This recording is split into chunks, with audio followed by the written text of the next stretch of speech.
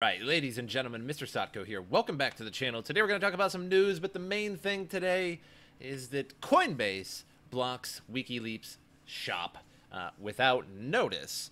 So it started a mild riot on social media. It's all over the place at the moment.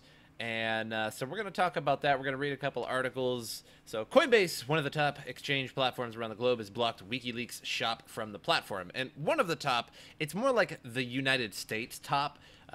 Usually it ranks, I don't know, like 5th or so, somewhere on the market cap of Bitcoin.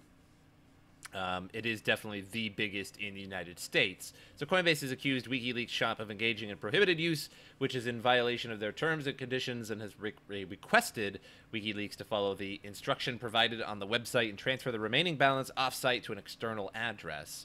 So Wikileaks shop is a merchandising platform which sells t-shirts, pullover hoodies, posters, mouse pads, etc. to support Wikileaks operations. So this really isn't surprising to me because Coinbase is a United States exchange, and the United States, well, doesn't like WikiLeaks. And if you haven't followed the WikiLeaks since, I don't even, 2013 or so, then welcome to planet Earth. So WikiLeaks is a nonprofit international organization that releases classified news information, which is provided by an anonymous source. According to many from the community, it is prominently known for publishing news regarding Hillary Clinton's campaign managers' emails during the 26 presidential elections and campaigns during the Afghanistan war. So it's anonymous sources, that is. So WikiLeaks shop had opened an account on Coinbase in order to receive payments in cryptocurrencies such as Bitcoin, Ethereum, Litecoin, Bitcoin Cash. I don't know why they're adding Doge, Dash, Neo, Namecoin, Vertcoin, Monero, and Zcash, because none of those are on Coinbase, but either way. So the mail sent to WikiLeaks shop doesn't press on the exact reason as to why they were removed. This led to WikiLeaks calling for a global blockade of Coinbase on Twitter, which says, WikiLeaks will call for a global blockade of Coinbase next week as an unfit member of the crypto community. Coinbase, a large Californian Bitcoin processor responding to a concealed influence, has blocked the entirely harmless WikiLeaks shop in a decision approved by management.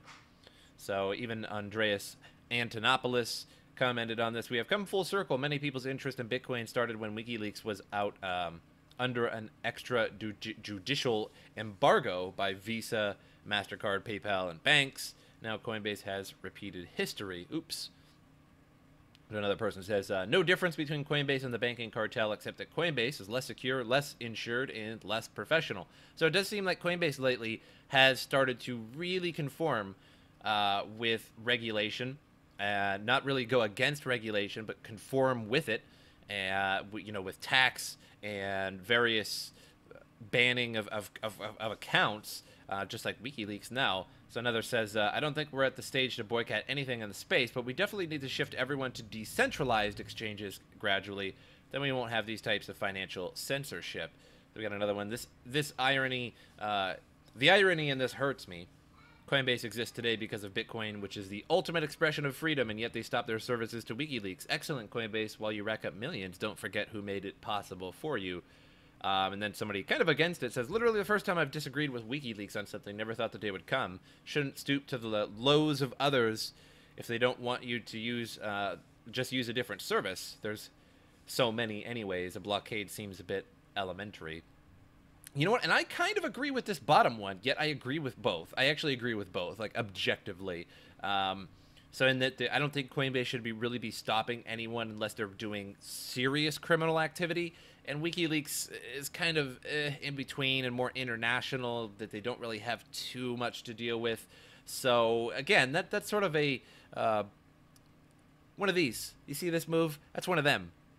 And at the same time, WikiLeaks starting a blockade on this. Who is WikiLeaks to say that anyway? All they are is they just receive anonymous sources of generally classified stuff, and then they put it out to the public, which is all said and good. That can have a lot of good things, good and bad impacts on the world. But who are they to say, stop doing this just because they banned me? That would be like me coming on and be like, oh, Coinbase banned me. Let's all have a blockade of Coinbase. who am I to say that? So there's so many different other services that they can just accept Bitcoin to, even just wallets that they can accept Bitcoin to, and then cash it out on, on all kinds of services, Kraken, Bitfinex, Bittrex, all of them. So there's many other ways to go about doing this. So this is essentially the same article here, but it does show Coinbase's response here. It says, hello, thank you for your interest in Coinbase. Our primary goal is to make digital currency safe and secure for our customers. Coinbase is regulated money services business under FinCEN. And as part of achieving this goal, we are legally obligated to implement regulatory compliance mechanisms upon careful review. We believe your account has engaged in prohibited use in violation of our terms of service, and we regret to inform you that we can no longer provide you with access to our service. We respectfully request that you follow the on-screen instructions presented when you log into your Coinbase account to send any remaining balance off-site to an external address. And it does continue here. There are a variety of factors which have been weighed in your case. We unfortunately unable to elaborate on our internal decision process. Please know that we do not make these decisions lightly and do regret losing you as a customer. I don't know about that. So Wikileaks has been hit with the ban hammer on Coinbase, but again, there are many other ways to get their coin, to receive their coin and to cash out their coin for whatever services they want or for their merchandise. So this is just a really small thing, and I think they're kind of blowing it up a little bit. And for WikiLeaks to use Coinbase anyway, which is an American exchange that always seems to follow American rules and laws, and anything that gets tossed at Coinbase, they just immediately capitulate and just go, yeah, okay, no, we'll do whatever you say, American government. So this is definitely not the best exchange to use in that regard. I like Coinbase. I use Coinbase and GDAX all the time, but I don't have any illegal activities that I need to hide in that sense. And trading on it is really nice. Being able to cash out with it is really nice. But if you're somebody like WikiLeaks, maybe it's not the best for you. So moving on here, get rid of our pop-up there. After LitePay fell apart, many were quick to write off Litecoin. As a matter of fact, the price of Litecoin stagnated from that point on, although admittedly all coins stagnated from that point on. So that was just at the time when everything was going down anyway. So however, Litecoin just proved naysayers wrong. Yesterday, a $99 million transaction was done through Litecoin at an unbelievable cost of just 44 cents and in under 150 seconds. So details of the transaction were posted on Twitter, and the Litecoin community was super excited about it. It is simply unbelievable. No bank or even online payment platforms has managed to achieve in their history. Sending such an amount through traditional methods would have taken days and some unimaginable transaction costs. So what does that mean for Litecoin? Well, there are some people who believe that this could mark the end of PayPal and other online payment platforms. If you look at this issue critically, this could actually mark a seismic shift in the world of finance. So we're about to see a world where banks could become irrelevant. That's because the need for a third party in sending and receiving money is pretty much all but diminished. So I agree with that, and a little small part of me disagrees with that with banks. I think the institution, if you will fight that for a very long time. So I think it's not like it's going to be by the end of the year or something like that. There's going to be banks around for a very long time. As long as there's fiat, there's going to be banks. But in terms of sending very large amounts of money like this, sure, you could do it with Litecoin, but there still is a little bit of a barrier in between taking your 99 million in fiat, turning it into Litecoin, then sending it. So that's sort of a problem there as well. So if someone can send such a large money at a cost of less than $1, why would anyone need a bank? This is actually a confirmation of Bank of America's assertion that cryptocurrencies are a risk to their business model. In the future, we are likely to see more people take an interest in Litecoin as their preferred method for sending international transactions based on the positive publicity of this transaction. So with that said, there are a number of coins that you could send likely $99 million worth for that low of a price. Maybe not that low, maybe lower, but either way, there are numerous other coins. Litecoin is my favorite. I don't mean to, bash Litecoin in the sense that, they're not the only ones to be able to do this, but objectively, realistically, there are a few other coins that could do that as well, but not with the market cap that Litecoin has. So the best part about all of this is that Litecoin has proven to have the capacity to handle high-value transactions, which is good for its long-term value. In the recent past, several of the major cryptos, such as Bitcoin and Ethereum, have proven inefficient in handling such large-scale transactions. That's why in December, when Bitcoin payments become slow and expensive due to increased demand, people turn to Litecoin. Therefore, this transaction is simply a validation that Litecoin is, in fact, one of the few major cryptos that is fit for day-to-day transactions. So let me tell you, like, why Litecoin is my favorite coin. Do I think it's going to be the coin in the future? I don't know about that. Maybe not. But I think that Ethereum is going to surpass Bitcoin one of these days. Bitcoin right now is just the household name. I really like the analogy of a tissue, like for blowing your nose, and most people probably end up calling them a Kleenex, and that's just a brand name. So you're like, hey, I need some Kleenex. My boys, I think, bashing something in the other room. But either way, so whenever anybody needs a tissue, they're saying, do you have a Kleenex, right? And so when people refer to crypto, it's, hey, do you have Bitcoin? That sort of thing. So that's why everybody's buying into Bitcoin, because that's sort of the household name. That's what everybody says one way or another. But Ethereum has the best usage in terms of, you can write things to the blockchain, you can create smart contracts, and I think that will overcome Bitcoin eventually, just because Bitcoin right now is just a currency, really.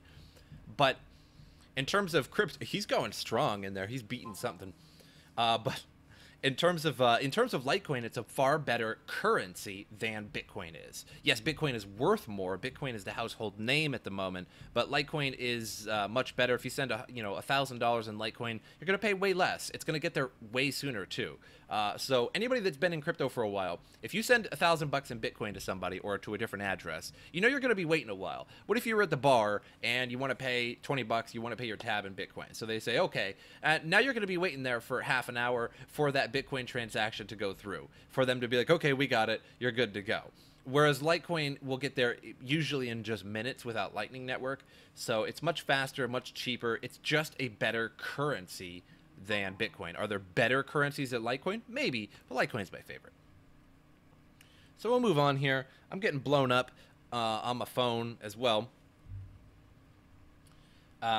So 10K test, Bitcoin price hits 4-week high as altcoins shine. So Bitcoin hit 4-week highs in Asian hours, but continues to underperform when compared to alternative cryptocurrencies. Having scaled a long-term bearish trend line, the world's largest cryptocurrency by market capitalization rose 9,021, highest level since March 22nd, according to the BPI.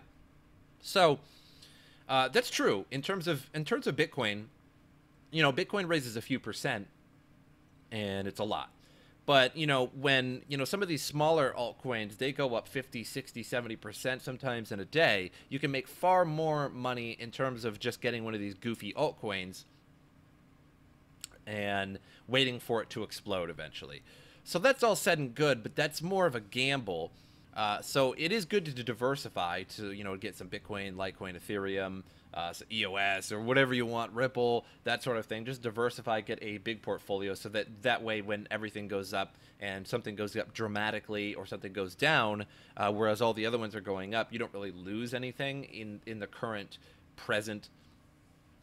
But some of those altcoins, sure, they're great to get into. When you get them that are pre 1 cent sort of thing, and then they end up going to 10 cents, then you've just made 10 times your money. But those are all a gamble because you don't know which ones are going to do that. Sure, you can do your research on them and look into them, but to be totally honest, a lot of the coins sound exactly the same.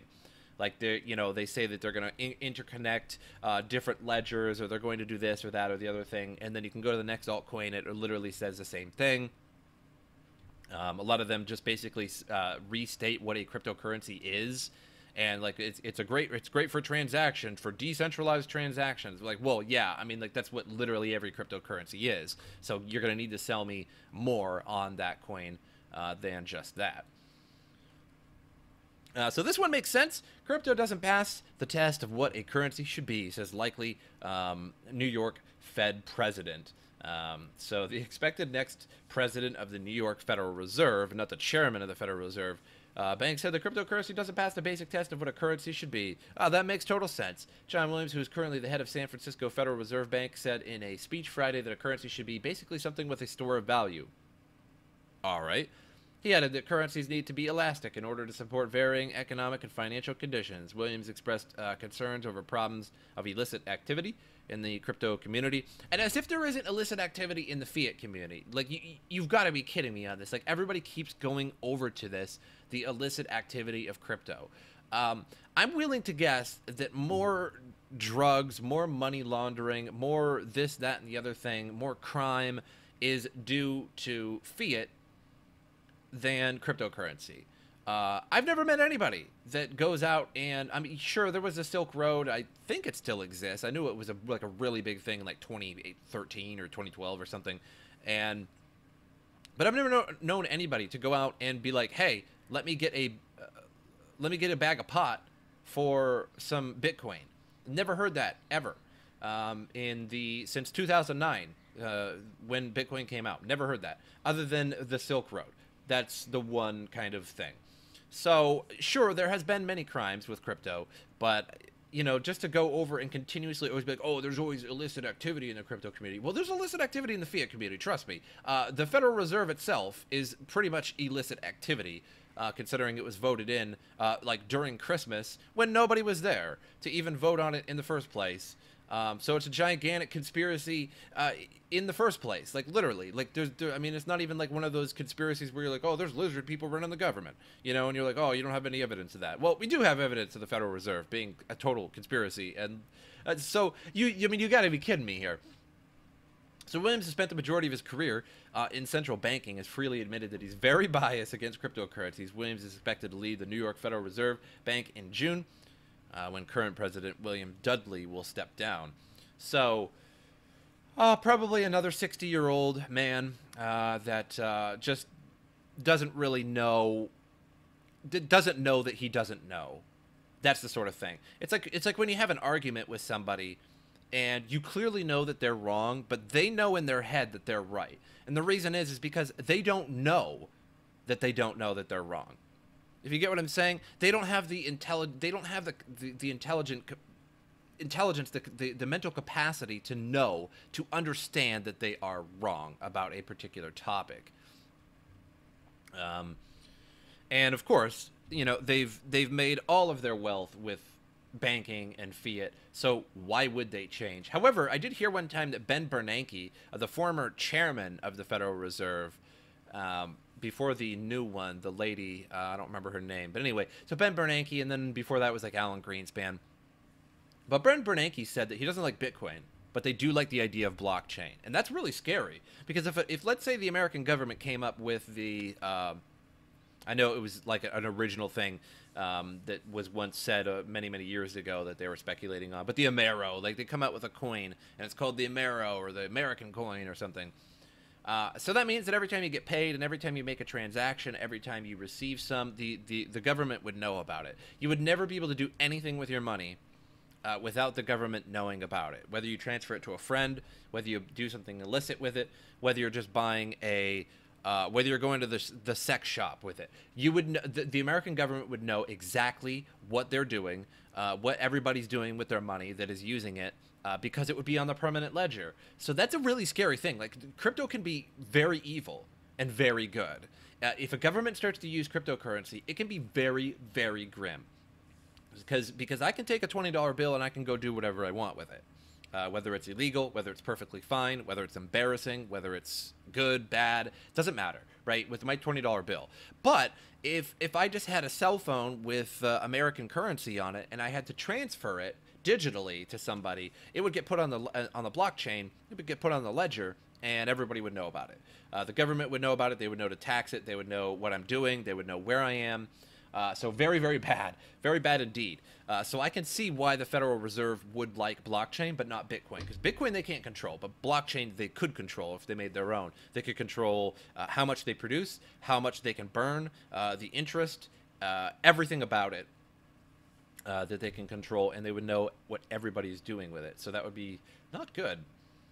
So here's two unknown but amazing coins. So OneChain and the POA network. So if you guys are looking for anything to maybe invest in, no, I don't own any of these, and I don't really profit from this, but I figured I would just show it to you guys anyway, because if it's in the news, maybe it'll get pumped a little bit. So Wand Chain tops a list of new coins. The platform seeks to provide an enabling ecosystem for distributed financial infrastructure. It aims to connect various blockchains via a global cross-chain protocol. Now, once again, I was saying earlier that a lot of these coins all say the same thing.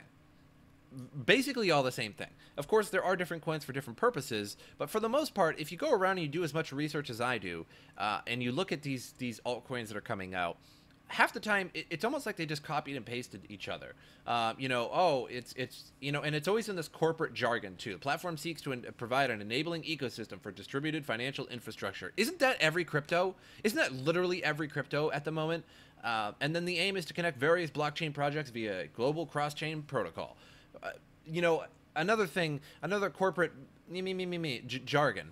I get it. I get what that's trying to do. But, if you look at white papers, they're ridiculous. So WAN may go up in price. I think it currently, we can actually take a look. Let's take a look. WAN Chain currently is down by 4%. But we'll go to this. And so we are seeing some pretty big gains on it. Already up, from April 18th, a few days ago.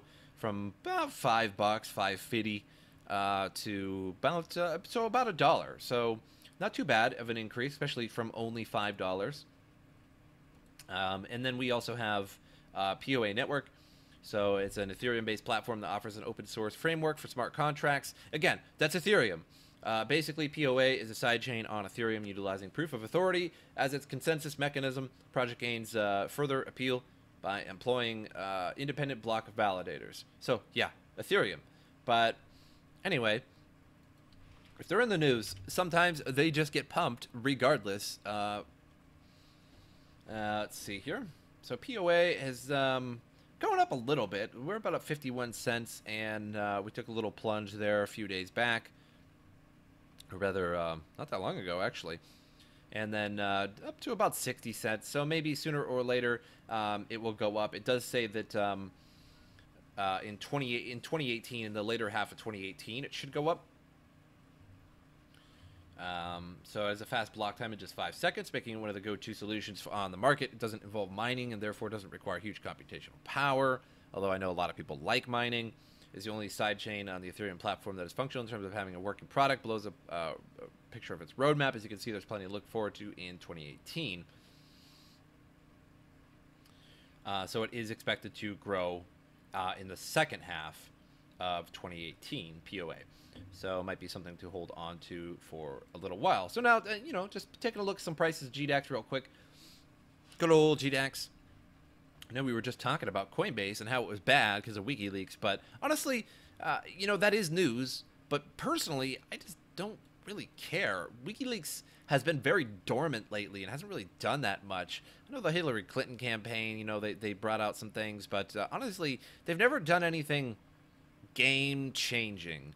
WikiLeaks, they always, toss a little bit here and there, and I read some of the documents where Hillary Clinton was talking with foreign correspondents and things like that, and it wasn't that bad. I was like, well, I mean, this is not good, but this isn't game changing. I mean, there's no there's aliens in Area 51. There's no the government has a conspiracy doing this, blah blah blah. It doesn't really, and so not the good stuff. The good stuff. We need the good stuff. Although I'd say that Edward Snowden did more than WikiLeaks, to be totally honest, with all those NSA leaks. So, we went down a little bit in the middle of the night. We were at over 9,000. It's over 9,000. I know, I get it. And then we were down and going back up. So not too bad. The price of Litecoin, not doing too bad either. 146. We were at 156. So we are on a downswing, but it is starting to go back up just a little bit. It is, getting towards the weekend, so sometimes prices go down on the weekend and typically go up, starting Wednesday or so. So, Bitcoin Cash, it stopped going up, but it did go up quite a bit over time. I hate to admit it, but it went way on up and is staying there, but who knows if that was Roger Ver pumping that or not. I wouldn't be surprised anymore. But I hope you guys enjoyed this episode. And as usual, I will see you guys next time.